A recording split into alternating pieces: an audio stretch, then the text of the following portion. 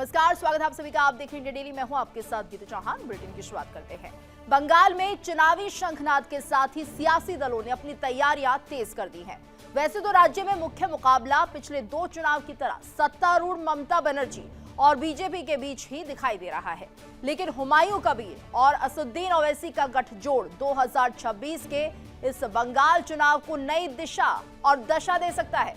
TMC से निकाले जाने के बाद मुर्शिदाबाद में बाबरी मस्जिद की नींव रखकर सुर्खियों में आए हुमायूं कबीर ने एआईएमआईएम के चीफ और देश के बड़े मुस्लिम सियासी चेहरे असदुद्दीन ओवैसी के साथ हाथ मिलाकर पूरे बंगाल की चुनावी फिजा बदल डाली है। दोनों नेताओं ने कोलकाता में प्रेस कॉन्फ्रेंस कर ऐलान भी कर दिया कि वो पूरी ताकत के साथ बंगाल विधानसभा चुनाव लड़ेंगे।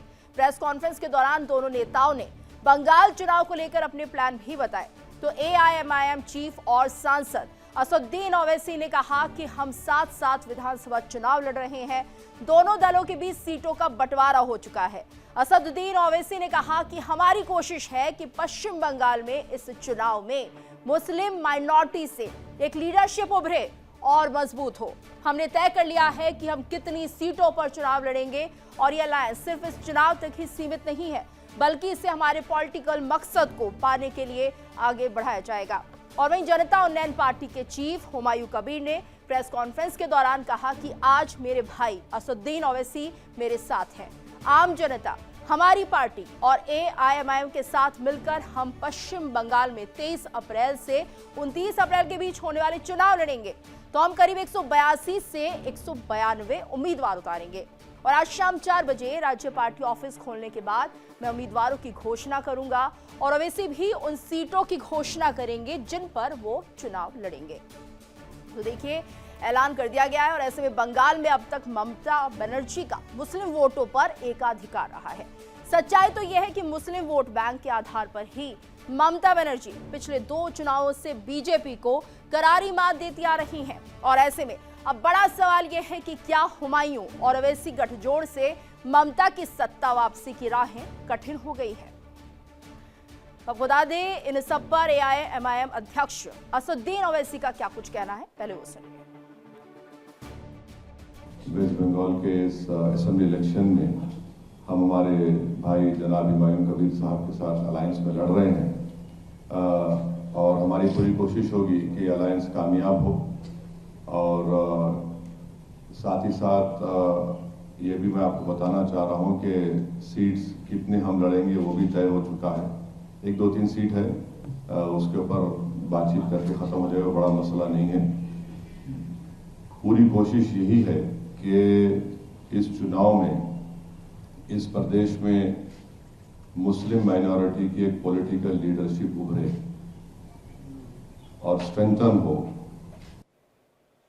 और इसी पर ज्यादा जानकारी के लिए रुख करेंगे मेरी सहयोगी मोनिका का। मोनिका, देखिए तो जिस तरह से ओवैसी और हुमायूं कबीर का एक गठजोड़ दिख रहा है, कितनी बड़ी मुश्किल ये ममता बनर्जी के लिए साबित हो सकता है? बिल्कुल गीतू, गठबंधन हो चुका है आम जनता यूनियन पार्टी और ओवैसी की पार्टी एआईएमआईएम का, और जाहिर है बड़ा इम्पैक्ट इसका देखने को मिल सकता है क्योंकि सीधा सीधा जो टारगेट है वो है मुस्लिम वोट बैंक, जिसमें सेंध लगाने की कोशिश की जा रही है और लगातार इस बात का जिक्र किया जा रहा है। असदुद्दीन ओवैसी ने कड़ा प्रहार किया ममता बनर्जी पर जब गठबंधन का ऐलान किया और साफ तौर पर कहा कि एक बड़ा तबका है पश्चिम बंगाल का जो विकास से अछूता है, वहां पर उस तबके के विकास के बारे में कोई नहीं सोचता। ममता बनर्जी के शासनकाल में लोगों को बहुत सारी परेशानियों का सामना करना पड़ा है। ममता बनर्जी सिर्फ अपनी राजनीति करती हैं।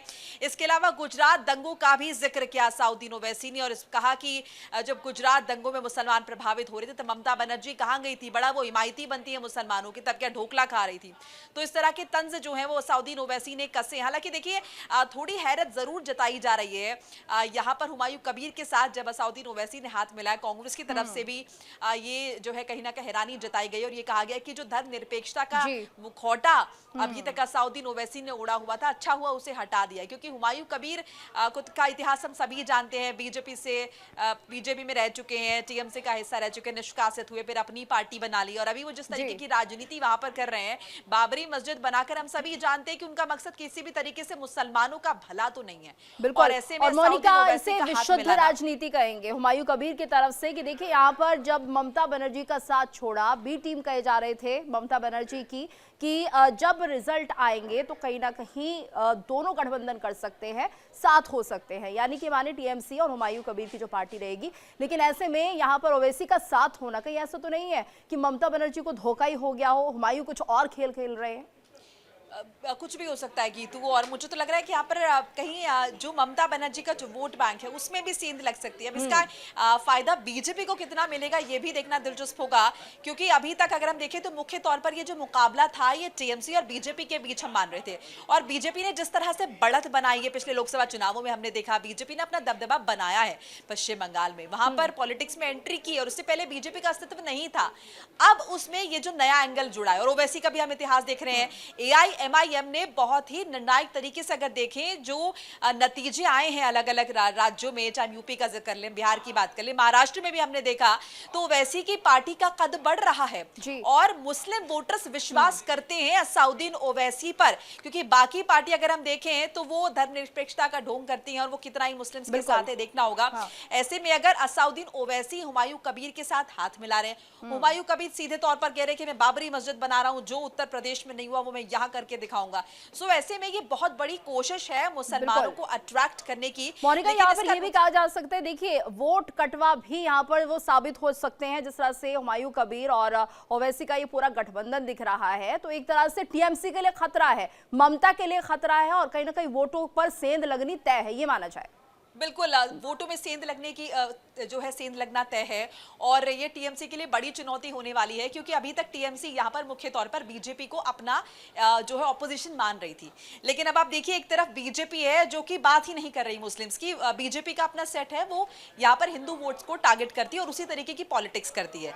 अब यहाँ पर दूसरी एंट्री हुमायूं कबीर की पहले हो चुकी है, हुमायूं कबीर को उतना कंसिडर नहीं कर रहे थे, लेकिन अब असाउद्दीन ओवैसी जो कि जाहिर है असाउद्दीन ओवैसी की पार्टी का कद लगातार बढ़ रहा है तमाम राज्यों में, वो अगर आके हाथ मिला रहे हैं यहाँ पर हुमायूं कबीर से, तो निश्चित तौर पर, और देखिए ना इस बात का भी जिक्र किया कि हमारा मकसद ये है कि हम मुस्लिम रिप्रेजेंटेटिव्स को जो है वो लेकर बाहर है, क्योंकि अभी तक हमने देखा वो तमाम वो जो डायलॉग है आपने सुना होगा, अब्दुल दरी नहीं बिछाएगा, ये अलग अलग जगह हमें सुना है, ये कांग्रेस की तरफ से भी कहा गया है। सो वो वाला जो सिनेरियो वो यहाँ पर अब नजर आ रहा है, और असाउद्दीन ओवैसी कह रहे हैं कि हम यहाँ पर सिर्फ मुसलमानों का वोट बैंक नहीं ले रहे, हम यहाँ पर मुस्लिम कैंडिडेट्स को उतारेंगे और हम ये कोशिश करेंगे कि रिप्रेजेंटेटिव जो है वो आने वाले वक्त का वो मुस्लिम समाज से, मुस्लिम समुदाय से निकलकर सामने आए। सो ऐसे में ये बहुत बड़ी चुनौती ममता बनर्जी के सामने होने वाली है कि वो कैसे मुसलमानों को भी यहाँ पर अपना जो वोट बैंक है वो एकजुट रखें, और साथ साथ जो हिंदू वोट बैंक है उसे भी एकजुट रखें, वो सेकुलरिज्म वाला,